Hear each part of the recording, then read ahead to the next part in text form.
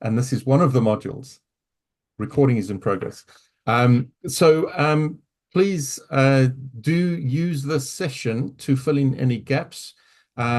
Listening to your backgrounds, it doesn't sound like most of you would be directly involved in human resource management projects, departments, and those kinds of things, which means the module was probably quite new to you in terms of actually what goes on in the background. As you notice when I introduce myself, I get involved in training and development, so that's my background in HR.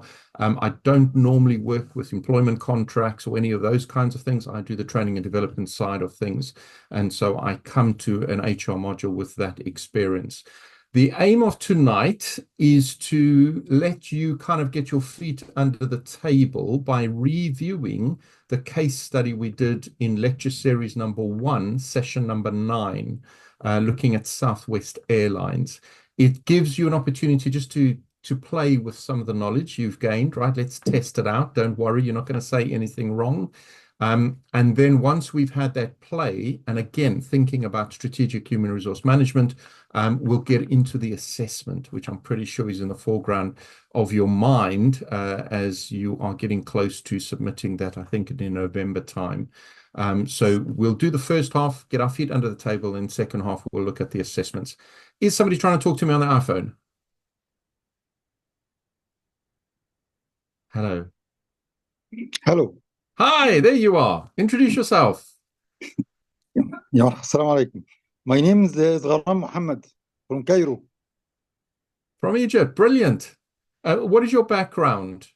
I work as an CO for pharmaceutical distribution company. Wow, pharmaceutical distribution. Brilliant. Well, welcome. Thank you for making your microphone work. It's great to have Welcome. you with us. Thank you. Thank you. Excellent. What a great mix we have. An absolutely brilliant mix of experience and industry backgrounds. Okay, so let's jump into the first set of discussions for this evening. We are planning on having another live session like this for an hour just before you hand in, and we'll dedicate that entire time to looking at the assignments, because I know that's always the thing that kind of drives you when you finish a module. But tonight, I just want to kind of get our feet under the table in terms of strategic human resource management. So for those of you who have done the module, I know some of you are still working your way through the lecture series. Give me, in a nutshell, what is strategic human resource management, right? What makes it different from general human resource management? What makes it strategic? Let me hear some ideas. Jump in, anybody.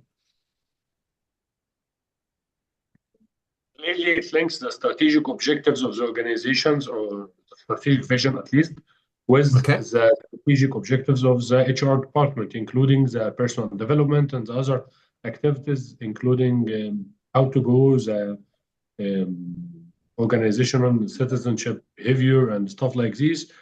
In contrary with the old HR model, where it was only including the personal activities and stuff like this. So, Mustafa, would you agree with me that if we remove strategic human resource management in a company, we're probably shooting ourselves in the foot in terms of delivering our strategy?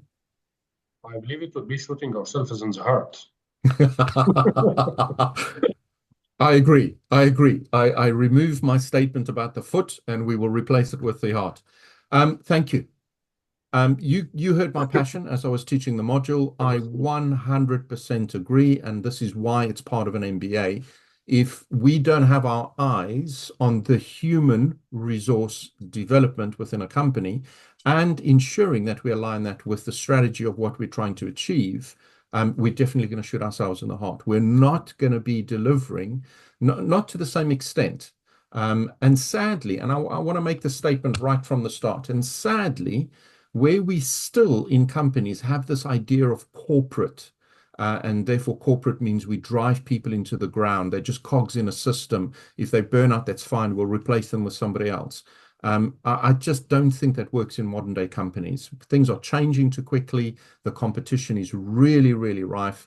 And you have to invest in your human resources and take that seriously.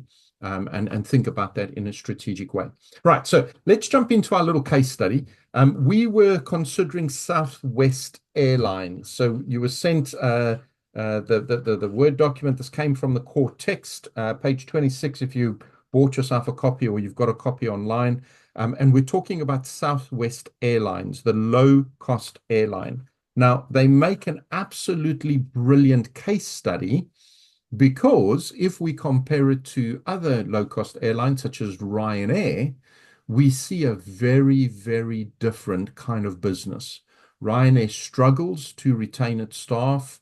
Ryanair struggles to motivate its staff, high turnover, and yet the owner, who's a very kind of eccentric character, continues to be in national news, is constantly making statements about economies, etc., etc. Ryanair is financially successful, but to a huge degree, that is churning constantly in and out human resources. Low-cost airlines, Southwest Airlines in the US, delivers the same outcome in terms of low-cost fares and therefore differentiating based on being a cost leader, but it delivers also in terms of retention, in terms of human resource management. So we were left with a couple of questions. It was quite a small case study, about a page long. I hope you've managed to get to read it. But the questions is Michael Porter, who gave us the general competitive advantage, differentiating either in terms of value or becoming a cost leader, and all of this towards competitive strategy. He says it's all about being different, about deliberately choosing a different set of activities to deliver a unique mix of values. So the question is, how does Southwest Airlines achieve this? And how is it different from, for example, Ryanair? Now, again, don't forget, I did say they were both very profitable. So at the end of the day, they both have very similar outcomes in terms of profit, but one does it very differently compared to another, Southwest Airlines versus Ryanair. So what do you think, in terms of strategic human resource management, what do you think Southwest Airlines does very differently? And again, please do refer to the case study if you've got notes on that. And how does that link to strategic human resource management? Anybody want to jump in?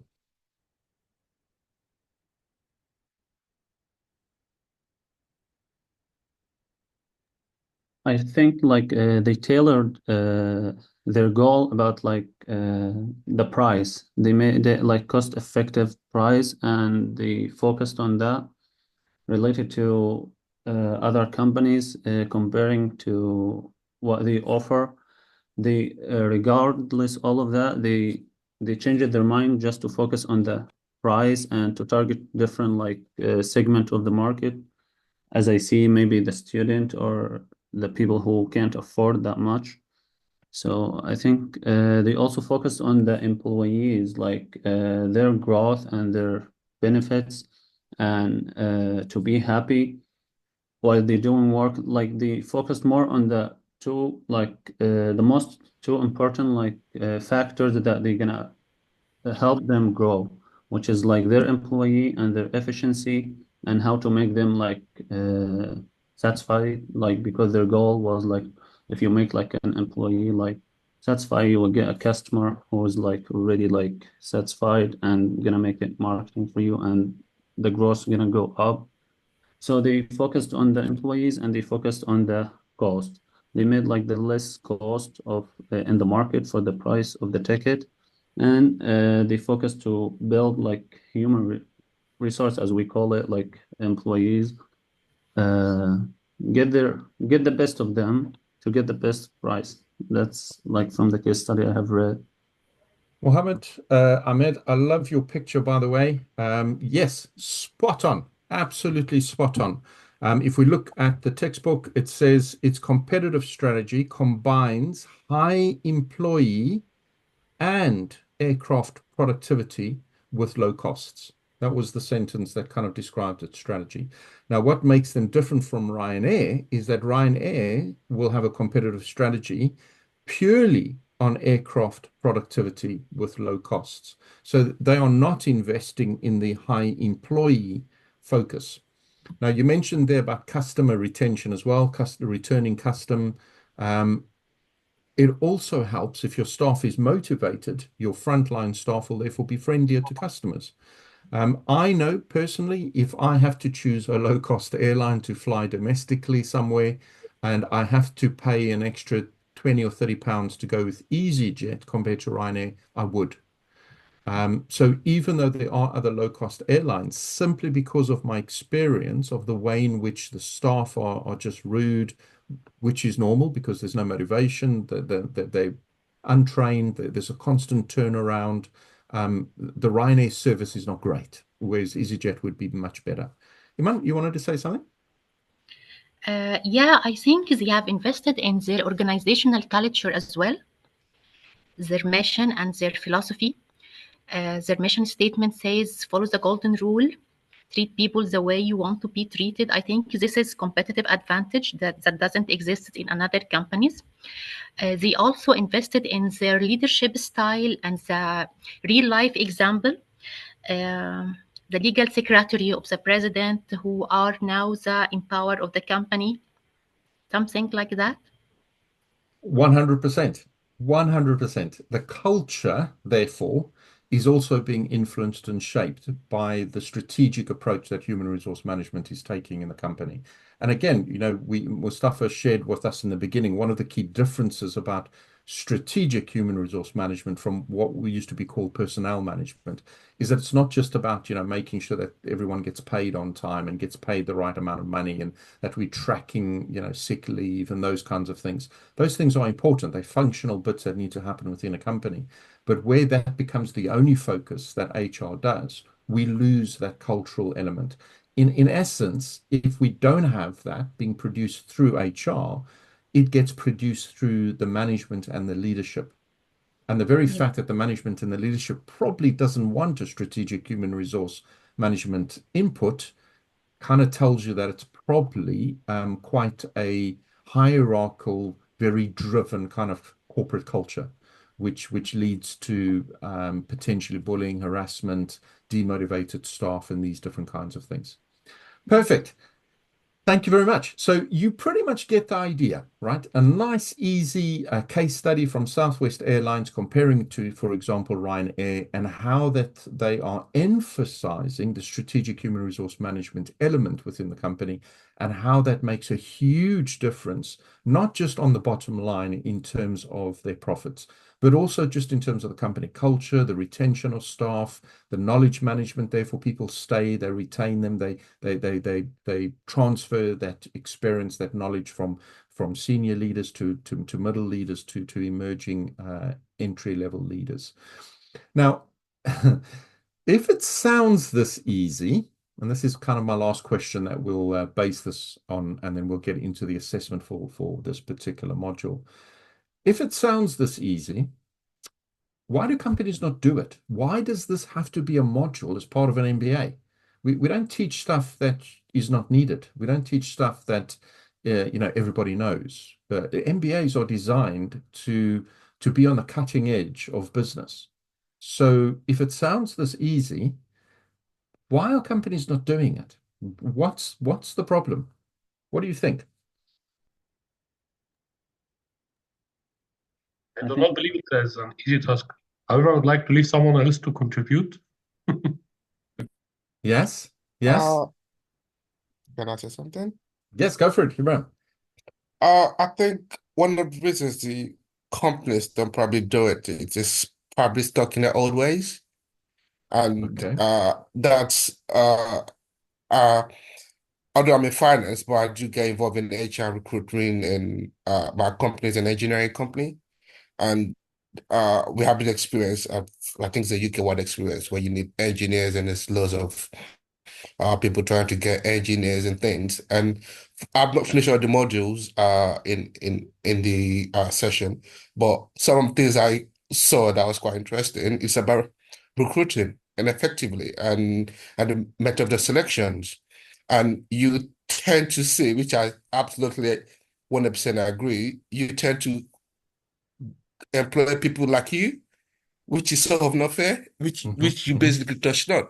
And I sort of find interesting because I'm going through that process at work, and when I provide prospective candidates for the people to interview, and some of the feedback they give me, looking from what you said, they just want someone like them. They effectively, and which is now obviously not opening the bracket for other people effectively, because they say, oh well, this person is this and person is that, and all I'm hearing from my side. So I think that's one of the benefits of this course effectively, in trying to make people look beyond that and open the pool, as you would say, really, to be honest. Yeah, that's my take on that. Thank you, Ibrahim. And that links really well with what Iman was saying about culture, right? So if we keep reproducing the same culture continues to exist. Again, one of the key things that strategic human resource management can enable, and I cover this in strategic leadership as well, is breaking these cultural cycles, because they're not easy to break, they're not easy to change. But if they are not serving the strategic purpose of the company, for whatever reason, old school thinking, old traditional ways of thinking, this corporate culture kind of legacy, then strategic human resource management can actually play a key pivotal role in changing that culture through, for example, its recruitment process, and also the way in which we then recruit. So as you're saying, quite often the interview process is actually probably one of the worst processes, because the people that end up on the panels select people that are more like them. Unless we get really radical in our selection panels, which then allows more like them, which is not the majority, but maybe the minority, and we want to fill more of those kinds of positions. Any other thoughts? If it's this easy, why are companies not doing it? Maybe based on your own experiences? I think what makes this company different, that they focused on, like, they minimize like their factors to focus on. Like other companies would focus on a lot of like factors or categories, such as like the VIB, like the movement of like suitcases and whatever they call it. Like, but this company, like, they focused on a specific and minimized like their factors, which is the cost and like the cost and how to make it like effective, or how to make it like available for everyone. I think like minimizing the factors instead of like making like the airline and making like the VIB and making like such more services that you can't handle. No, he went the other way and focused on like such like two factors, and was creative in doing it, like, which is like the employees and the cost of the price of the ticket. These two factors minimizing like their factor and work their best on it, that keep them from being distracted with other like things. They can't be as efficient as they can be in such like two things. Thank you very much, Mohammed. I would like to reinterpret what you've said and suggest, I think one of the reasons why we don't see this in companies is because there simply is a lack of strategy to start with. So strategic human resource management cannot align with a company strategy because it just doesn't exist. It's not clear.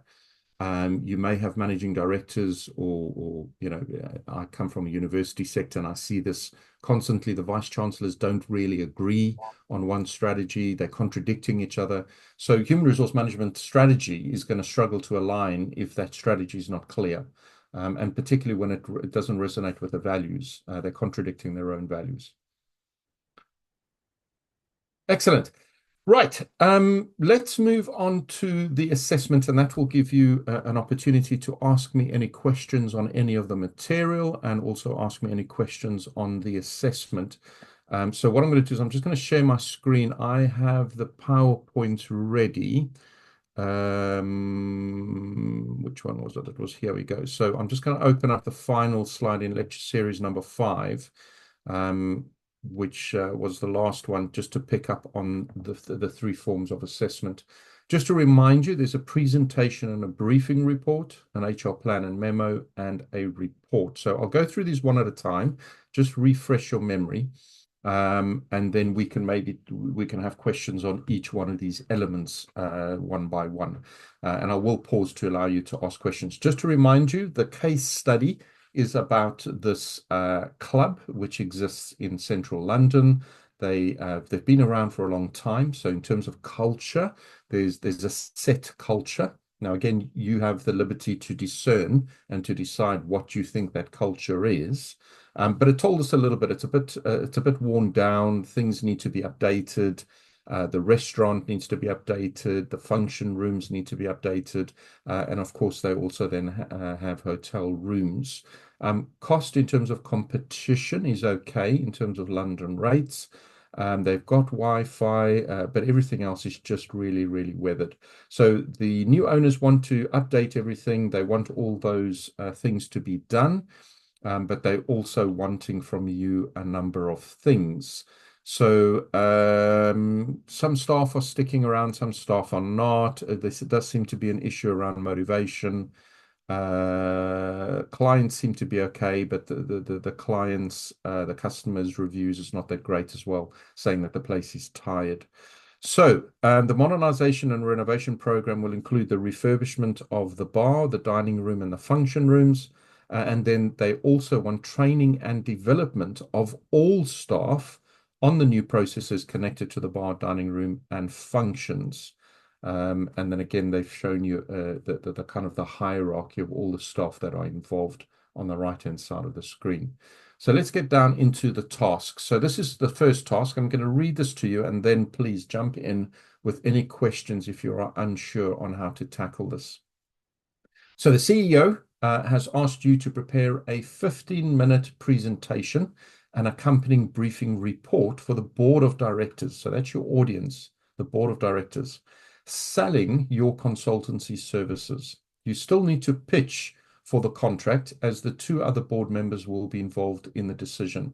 So apply a theoretical concept, give examples, and prepare a presentation with speaker notes and a briefing report in which you should. So make sure these are the elements that you need to cover.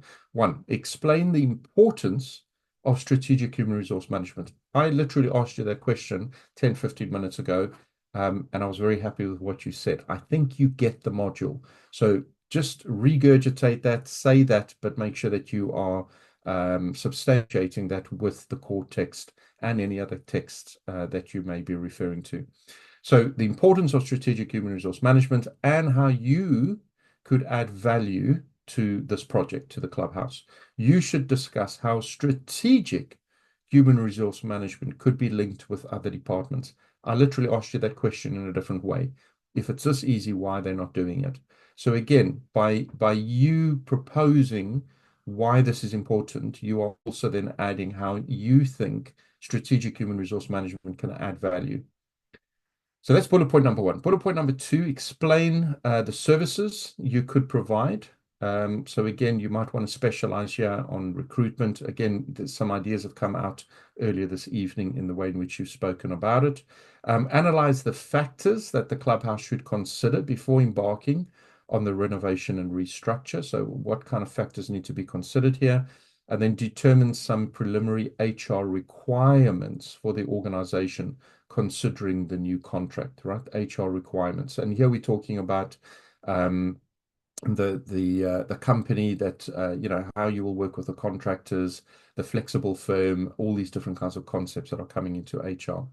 Now, you'll obviously be glad to know you don't have to give a presentation. We're not asking you to record something. What we want is the presentation files, okay? Your speaker notes, so what goes on at the bottom of a PowerPoint. So I've kept my PowerPoint open. You can see down at the bottom, I've written some words underneath. That's the speaker notes. Forgive me if I'm telling you something you know, but I'm just trying to cover all the bases. And then a briefing report of 500 words, okay? A briefing report. So that's the first task. And the briefing report is basically how you're covering all these others. So all in all, this is 1,000 words altogether. 1,000 words on the PowerPoint. And again, you can put any images in there that you want. There's no limitation on the amount of slides or anything like that. Just bear in mind, 500 words maximum notes at the bottom. And then you'll have a briefing report, which is 500 words. So kind of a Word document that introduces this presentation.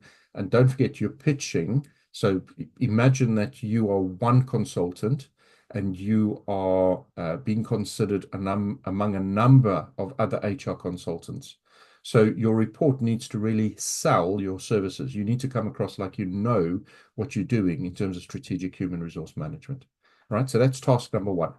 Any questions on task number one? I can't see hands raised or anything like that because I'm sharing my screen. So please just turn your microphone on and speak away.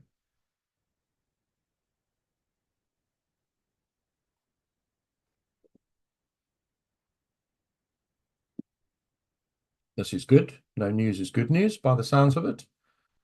Do come back. If anything pops into your mind, do come back to this. Okay, so that's task number one. So, hey, guess what? You handed this in and you got the job, right? So you got the contract. They want you to look after the strategic human resource management side of this redevelopment. So this moves you on to task two. So task two, well done. You've got the contract.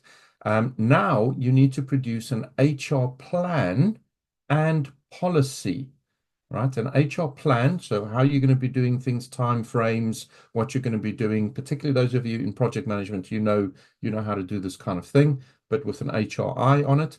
And then policy, right? So again, think about the policies. You might want to look at your own company's policies, beg, borrow, and steal some ideas from there. Again, you might want to look at some policies in the HR industry. There may be some specific nuances that you want to make sure you include in this. So you need to put this in place as soon as possible. So you've decided to create an outline of an HR plan. So kind of, I guess, table form would be the best way to present it. And then again, a memo about the policies. So make sure this is in place, update this, that kind of stuff.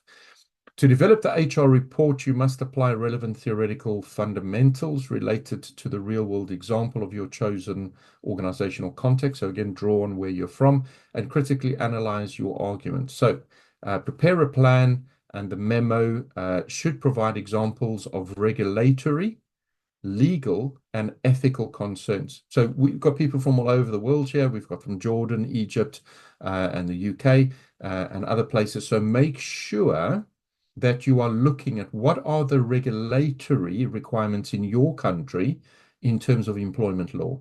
What are the legal requirements? What are the ethical concerns? Now, ethics is an interesting word. It doesn't necessarily mean it's law, doesn't necessarily mean it may be a requirement, but it's ethical, it's good practice. Okay, so again, think about that. Regulatory, legal, ethical concerns that should be covered within the policy. Such as, for example, the living wage or the minimum wage, maternity cover. In the UK, we have what's called the Equality Act of 2010. And within this, and if you Google it, it will come up, it protects a number of things within the workplace, particularly things like bullying and harassment, which is quite a big thing, which affects people in the workplace. So there we go. So 1,000 words for your plan. I would suggest a nice big table, filling it out with all the various things, time frames, maybe key performing indicators, by when, by who, those kinds of things. And then the memo, the 500 words. So again, talking here about the legislation, the regulatory bodies, and the ethical concerns. Any questions on task 2?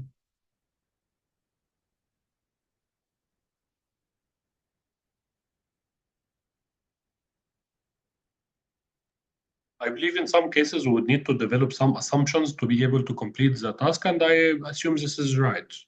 Yes. Just make me aware of what those assumptions are. Sure. And a little bit of context and background to justify that assumption. Sure. Please don't make the assumption that you've got thousands of pounds to spend on this or whatever the currency is where you are, right? So I think these kind of things always happen on tight budgets and very tight time frames. Sure.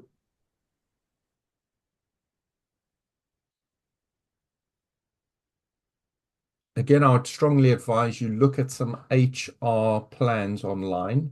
There's quite a few I shared with you in the lectures, some from the railways and so on and so on. You'll notice they're quite specific.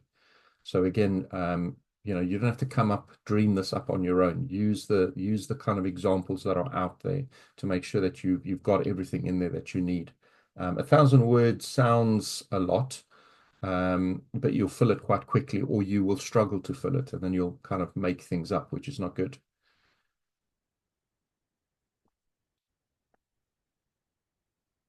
Any other questions?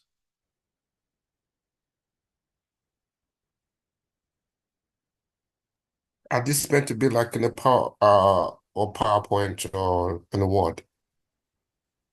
Sorry, Ibrahim, say that again. So are this presentations meant to be in a PowerPoint style, or is it meant to be in a Word? So the previous one, you'll have PowerPoint slides with notes at the bottom and a 500-word memo, right? So kind of a Microsoft Word document. But this one is a Microsoft Word document, 100%. So you'll probably have a plan to start with, and then again, you'll have 500 words underneath that plan, which then just relates the regulatory, legal, and ethical concerns within the plan to the plan. Did I answer your question, Ibrahim? Yes, you did. Okay. Thank you. Any other questions?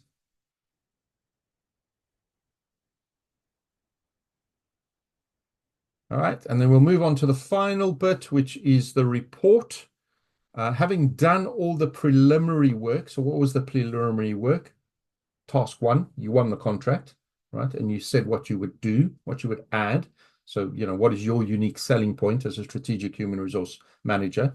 Task 2, you've given a plan, and you've introduced a memo with that plan in terms of the regulatory, legal, ethical concerns. You've now moved on to the report.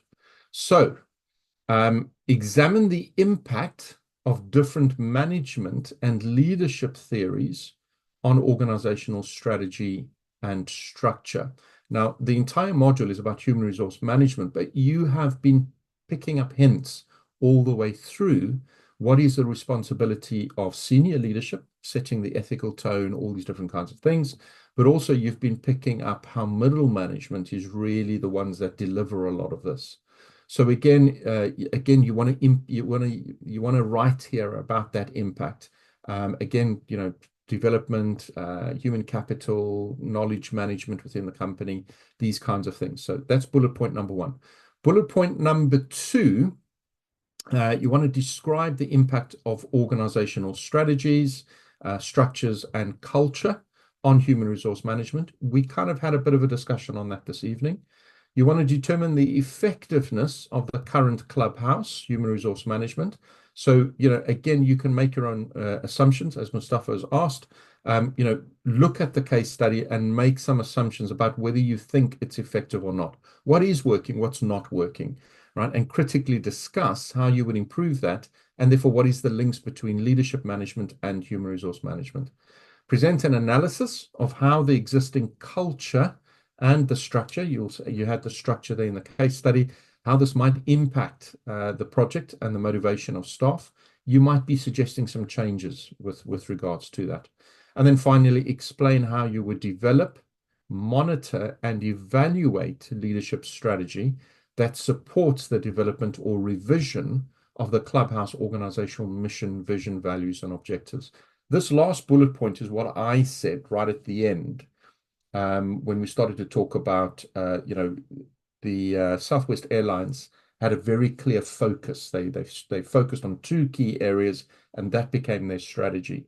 Quite often, strategic human resource management, their hands are tied behind their back simply because the mission, vision, values, and objectives is not clear, right? Because leadership needs help here. They need help to focus on their strategy. What is it they're trying to achieve? Are we just trying to get something done because we're stubborn? Or is there a reason why this is part of strategy? And strategies, we're thinking 5 years ahead, right? How does this lead to what we want to become in 5 years' time, rather than just being stubborn about certain things? How does this feed 5-year strategy? So that's the last bullet point that I pick up on there. I have noticed here that I didn't give you the word count. So if I just go back to this one here, it's not there as well. Hang on, I've got a document open. I'll just quickly find that for you, because that's not helpful at all. But ask me any questions while you're at it as well at the moment. Where's my documents? Here we go.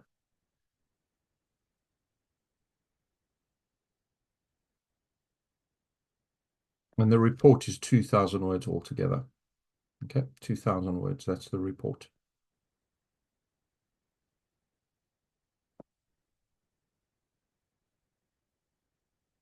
Any questions on the final one? This is quite a big one with a lot of writing. It's really testing areas around culture, strategy, those kinds of things. That's the key here. I just would like to say something that, as an example, it says examine the impact of different management and leadership theories on organizational strategy and structure. I believe this can be very subjective from each one personal point of view. It can be subjective. There is also an acknowledgement that the modules on human resource management, right? Strategic leadership is still coming. So this really draws on your own experience thus far and the knowledge you have thus far on management and leadership theories, because we haven't really given you that theory within the module teaching.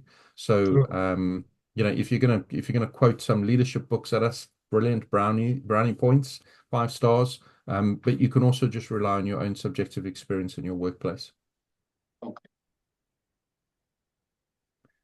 It's all about validity. We can't assess you on stuff we haven't taught you. It's not a valid assessment. Sure.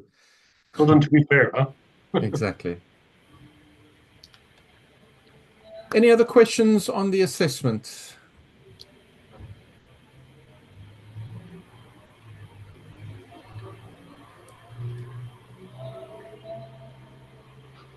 As I said, I'm aware that for a lot of you, this is completely new. HR is not something that you would have necessarily been involved in. So the assessments may come across quite daunting.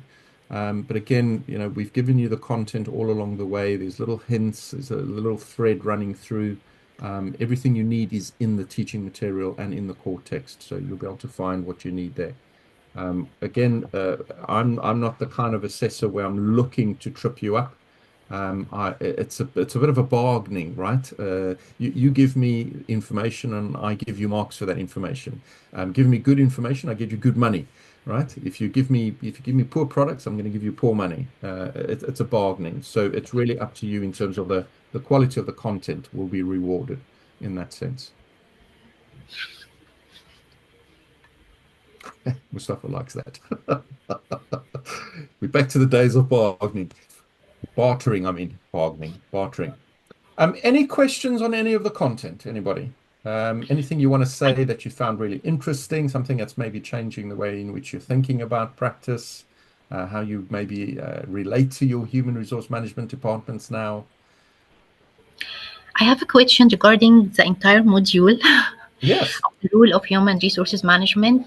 There is always a contradictory. It feels like there is always a contradictory between two theories or models or schools. We always compare between old HR and the new HR, the X theory and the Y theory, soft versus hard HR, people focus versus process focus, strategic versus operational. And it seems like we always adapt the soft model, the Harvard model. It seems that it's always right. So is it always right to adopt these models of soft, strategic, people-focused HR? I don't think it's a one or the other. You know, we do need to manage and monitor staff by law, particularly in the UK. We have to do that. People have a right to, and the national insurance is just going up now under the new Labour government. So we have to monitor that, and nobody else does it but HR. That's an HR function. So those hard functions within any kind of company has to operate. That has to be there. People will be very unhappy if they don't get their salary on time, if they get the wrong kind of money in their salaries. So those are all the hard functions. We also clearly have to keep people accountable, right? That's just the world of business. We are being paid for our services. If our services are below the standard for which we are being paid, then there are issues. So this is performance management, reward management. So there are elements of what we would class hard HR, which is very, very important and very, very relevant in the workplace. I think the conversation comes in that that has possibly been the only function, and HR has not taken on a more strategic role thinking about people management. So again, I can only speak from my own experiences. I've just finished with a particular university where the human resource management department pretty much does the hard stuff, and that's it. So, you know, they say goodbye to you when you leave. They say hello to you when you join. They make sure that, you know, you're on the right pension schemes, whatever, et cetera, et cetera. But in terms of their input in the strategic development of the organization, I don't see it. If anything, actually, when they are involved in strategies and they come into a strategic meeting, everybody gets very suspicious. Why is HR here? Because it's never been part of the functions. There's never been a soft element. And to me, that's a huge flaw. And that's a strategic element that's missing in the organization. So it's about striking the balance between the two. But you're right. Perhaps maybe in modern times, the pendulum is swinging to the degree that we only talk about soft HR, but hard HR is needed. And it's about striking a good balance between both. Yeah, so there is no contradictory between the series or the models or the schools. There's supposed to be balance between all of them. Yes. And again, don't forget as well, you know, organizations look very differently. So at the moment, most of you are from the private sector, which means Porter's generic strategies is really important, you know, being a cost leader or differentiating based on value or difference or something like that. But when you, for example, work in a public sector like the NHS, you know, the NHS is not trying to compete with any other kind of healthcare provider. They're a public sector organization. So the way in which strategy is being played out here is played by different rules. So you can't necessarily compare it to the private sector. It's playing by a different set of rules. Quite often the resource-based view. So it's about, you know, internal cost effectiveness and capitalism and staff development and retention. And again, if you think about charities, again, charities are not out to compete with each other. Yes, they still got to break even. Yes, it is still about being financially secure, but they work on they play by different rules. And it's about HR adjusting to those rules and then enabling and being part of the successful game with those particular rules. Somebody had put something in the chat. There are questions, but I cannot communicate in English. That's fine if you want to put it in the chat, and you know, let the translator take care of that. We can figure something out. So that's not a problem. Iman, did that kind of answer your question? Yeah, thank you. It depends on the organization and the industry and the context and the content. Yeah, okay. Exactly. Thank you so much. Size of the company, startups compared to small, medium enterprises, to multinationals, international business, etc., etc. Yes. Yeah. I mean, I think part of one of the benefits of doing an MBA is expanding your own understanding and knowledge beyond your own industry, Yes. and allowing you to see the complexities of the world of business and how we're engaged in it. And here's a perfect example, even in the area of HR. Yes, because in the industrial field, there is always adoption of the X theories, the process-focused theories. Yes, and theory X is Taylorism, right? Very Yes. kind of Yes, exactly. yeah, efficiency, effectiveness, all those different kinds of things. In fact, I worked for an organization who actually had that as part of their strategy. They called it the effective and efficiency strategy. No, right? And it was a university. Wow, that says a lot. So I'm not with them anymore. Right. Any other questions? Any other questions on the material? Anything else that you want to tell me that you really liked, that you didn't like? You're the first group to go through this, so your feedback is really helpful as well. Oh my goodness, Iman's written something in Arabic. Yes. I would translate the question if he can communicate it in the chat. Ah, perfect. Okay. I'm glad you did that. Thank you. I can greet and say thank you, but that's my limit of Arabic. Thank you. Hi, Mr. Trump. Hi, Nora. For me, this subject is quite new, and to be honest with you, it's quite impressive. I enjoyed it, and since the first session that I did online, it was quite eye-opening. I appreciate that, so thank you. Oh, thank you very much. Probably I will come back for questions. At the moment, I'm just trying to absorb the information that given regarding the presentation and everything, because for me it's quite new. I did a lot like medical research, not at all like to do with HR and everything. So yeah, it's a new step. Thank you. And I tell you what, I definitely pitched it at level 7.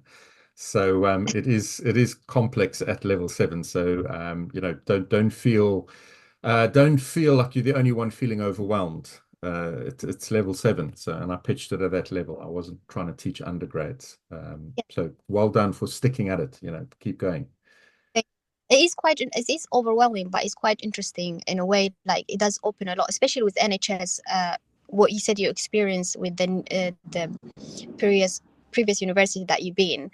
I feel like it's the same thing is with NHS. I know is they don't compete with other like companies, but still like the HR is not existed in NHS. Pretty much you meet them probably the first day and the last day, or if there is any issues, kind of like that. So yeah, exactly. Pretty much what I said, right? And yet they're losing all their staff to private providers like Bupa and or overseas. So that doesn't really help them either. Absolutely. And this conversation is brought up every time we try to highlight it, because it's okay to bring overseas staff, which is great, but they stay 2 years, 1 year, you train them, you put all the efforts, and they're gone because there is no motivation to stay. That's correct. And then you lose all that knowledge. Yeah, and the issue is there is one time I spoken with the CEO, kind of, he was like, yeah, I will look at it, and we never heard anything. So yeah. They've probably got other big issues on their list, and that's probably at the bottom of their list. But yeah, NHS is a tough one, and I really feel sorry for my colleagues in the NHS. It's tough. It's really, really tough. Yeah, and you always got government interference, which doesn't help either. So nothing ever settles, right? We never really know if something works because before, you know, halfway through it gets changed, which is really frustrating. I agree with you. Is the culture or like the system is designed and never reviewed again. It's so rigid, but progress and it should be reviewed, be changed to be more like helping, I think, because it's not just about the patient, even the staff, they cannot even progress, they cannot do anything, so it's just going down. But yeah, thank you, appreciate your. I do. I teach a lot of NHS people on degree apprenticeships, and quite often, you know, they do the same kind of assignments, you know, burnout, waiting times, et cetera, et cetera. It's recurring issues, so it's really difficult. Right, we have a question. What are the strategies that should be followed to develop the role of human resource management? Whew, how much time do we have? That's a big question. I think as I was chatting with Iman, you know, there's no one size fits all and there's no easy answer. What this module is doing is allowing you to think about it at a deeper level so that you are more informed in whatever decisions you do make. So depending on the kind of industry, you will have different kinds of pressures depending on the country you're in and the economics and the political situation at that point in time. That has an impact, et cetera, et cetera, et cetera. So I'm in the university sector at the moment. The UK is, and it's been mimicked in Canada and Australia as well. It's under tremendous pressure. We're looking at potentially a number of universities going bankrupt, state universities going bankrupt next year by the end of this academic year. Now, that's completely unheard of in the UK. I actually worked for a private university that went bankrupt in 2019. It was the UK's largest private university provider. So I've been through a process very similar to what the state universities are going through at the moment. Now, what are the strategies that should be followed to develop the role of human resource management? What advice would I have given my institution that I just recently left? It's very difficult. I think the senior leadership, there's a big issue right at the top, and then it filters all the way down. One of the things we mentioned in the modules is that when you are talking about reward management, particularly in terms of promotions, that the old way of doing it is to reward loyalty. But this is quite often how we end up with CEOs or senior managers who are in a position simply because of loyalty, not because of their competency or their capability.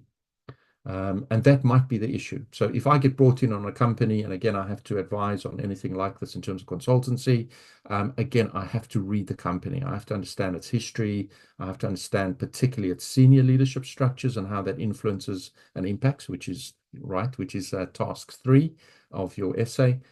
It's very, very complex. This is what people make money from this, being an HR consultant in this particular way. According to what I absorbed from the knowledge on the course lessons, do you agree, Dr. Trevor, with the quote, culture eats strategy for breakfast? I do agree with that. Again, to a degree, I think everything is nuanced. I think startups, the culture is really around the person who's setting up the company, so it's still being formed. Big multinationals who've been around for many, many years. We've mentioned IBM as an example. That culture is really deeply set within the organization, wrong or right. And to change that is it's a tremendous amount of effort. So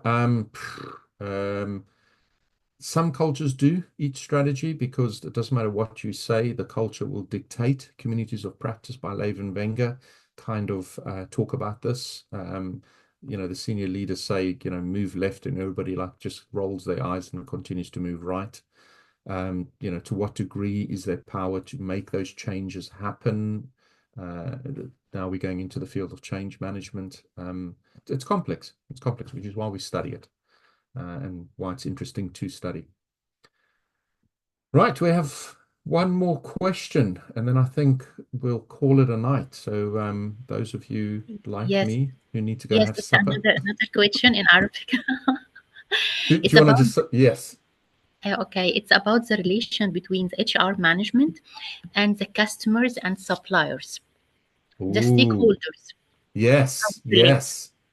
Yes, so this is another area where strategic human resource management can play a big role. And I think we covered this in lecture series number 1. We were talking about the flexible firm, and this is a really big kind of shift in the minds of HR. Rather than just seeing our core staff as those who are full-time, we begin to look at staffing, stakeholders more broadly in a strategic way. So again, if I think about universities, a lot of universities cannot survive without freelance lecturers. And yet the way in which some universities, and I've taught across at least 10, they all differ in the way in which they treat you, which is weird because I'm an associate professor like Amgad. I bring a tremendous amount of expertise and yet don't treat me like a second-class citizen because I'm not going to come back and teach for you again. It just doesn't make sense. And this is part of that flexible, firm understanding. So we may have contractors that work with our companies who are contractors. They're just on a contract. And yet they choose to contract with your company time and time again. And they time and time again deliver a good service. Now, why just treat them as a contractor? Treat them as family.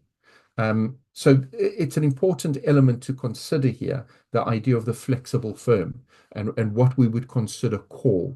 I think the traditional understanding of core needs to shift, and we need to be a little bit more open. Particularly, we've got somebody here from e-commerce and IT industry. The way in which Uber sets itself up and Airbnb. It's changing the nature and the structure and the functions of businesses, which by default needs to change the way we think about our resources and what we would consider core.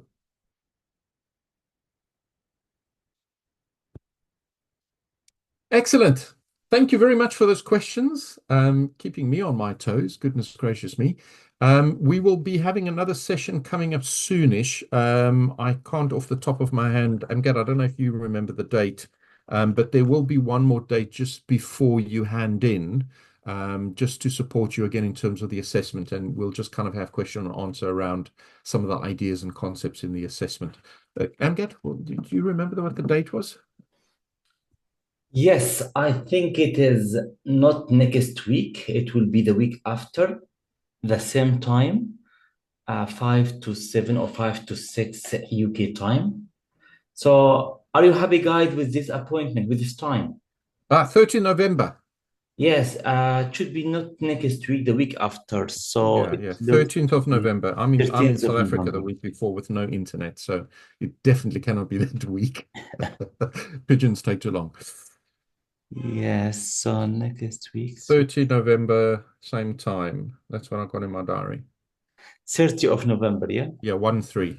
Yeah, 1-3, yes. 1-3. Perfect. And we'll dedicate that hour to the assessment. What's really helpful if you want to go through the final sessions, so session 10 in every single one of the lecture series, I always try and connect to the content we've done back to the assessment. So, you know, as you prepare to write those, go over session 10 in each one of the 5 lecture series. That will be extremely helpful for you to do to help you to write the assignments. But in that particular session, we'll give it an hour if we need an hour to go over the assessments and ask questions and discuss what we're putting in there. Excellent. Brilliant. Thank you. It's lovely to meet you all. I just love all of the experience we have in the room, and look forward to, you know, engaging with you on some of the other modules as well when you move off from this one. So see you in a few weeks' time. Thanks, Amgad, for organizing. Thank you. Thank you so Thanks, much. everybody. Shukran. Thank you so much. Thanks. Thank you. Bye. Bye bye.